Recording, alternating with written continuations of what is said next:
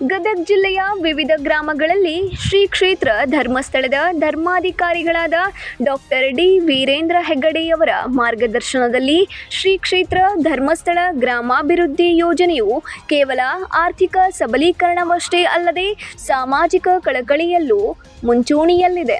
ಇದಕ್ಕೆ ಸಾಕ್ಷಿ ಎಂಬಂತೆ ಇಂದು ವಿಶಿಷ್ಟವಾದ ಮಾತೃಹೃದಯ ಕಾರ್ಯಕ್ರಮವನ್ನು ಹಮ್ಮಿಕೊಳ್ಳಲಾಗಿತ್ತು. ಬಸಮ್ಮ ಇದನ್ನ ಧರ್ಮಸ್ಥಳದಿಂದ ಹೆಗಡೆ ಅಜ್ಜಾರ್ ನಿಮಗ ಕೊಟ್ಟು ಕಷ್ಟ ಪಾತ್ರೆ ಮತ್ತು ಬಟ್ಟೆ ಕಿಟ್ಟನ್ನ ಖುಷಿ ಆಗತ್ತಾ? ಖುಷಿ ಆಗೈತೆ? ಅಜ್ಜಾರಿಗೆ ಏನು ಇಷ್ಟಪಡ್ತಿ? ಅವ್ರಿಗೆ ನಮಸ್ಕಾರ. ಅಮ್ಮಾರಿಗೆ ಅಜ್ಜರ ಕೂಡ ನಮಸ್ಕಾರ.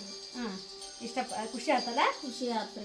ಮತ್ತೆ ಸಮಾಜದ ಅಗತ್ಯವಿರುವ ಕುಟುಂಬಗಳಿಗೆ ನೆರವಾಗುವ ನಿಟ್ಟಿನಲ್ಲಿ ಯೋಜನೆಯ ವತಿಯಿಂದ ಇಂದು ಒಟ್ಟು 10 ಬಟ್ಟೆಯ ಕಿಟ್ಟುಗಳನ್ನು ಹಾಗೂ ದೈನಂದಿನ ಬಳಕೆಗೆ ಅತ್ಯಗತ್ಯವಾದ ವಿವಿಧ ಸಾಮಾನುಗಳನ್ನೊಳಗೊಂಡ 10 ಪಾತ್ರೆಯ ಕಿಟ್ಟುಗಳನ್ನು ವಿತರಿಸಲಾಯಿತು.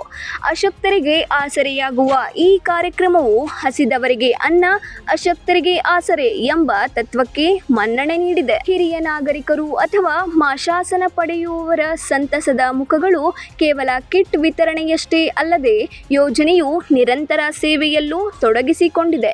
ಪ್ರತಿ ತಿಂಗಳು ಅರ್ಹ 65 ಫಲಾನುಭವಿಗಳಿಗೆ ತಲಾ 1,000 ರೂಪಾಯಿಗಳ ಮಾಶಾಸನವನ್ನು ವಿತರಿಸಲಾಗುತ್ತದೆ. ವೃದ್ಧರು, ಅಶಕ್ತರು ಹಾಗೂ ಆರ್ಥಿಕವಾಗಿ ಹಿಂದುಳಿದವರಿಗೆ ಗೌರವಾನ್ವಿತ ಜೀವನ ನಡೆಸಲು ನೆರವಾಗುವುದು.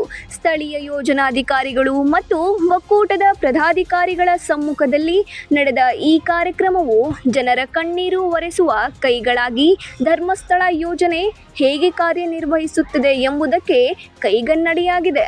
ಈ ಸೇವಾ ಕಾರ್ಯವು ಸಾರ್ವಜನಿಕರ ಶ್ಲಾಘನೆಗೆ ಪಾತ್ರವಾಗಿದೆ.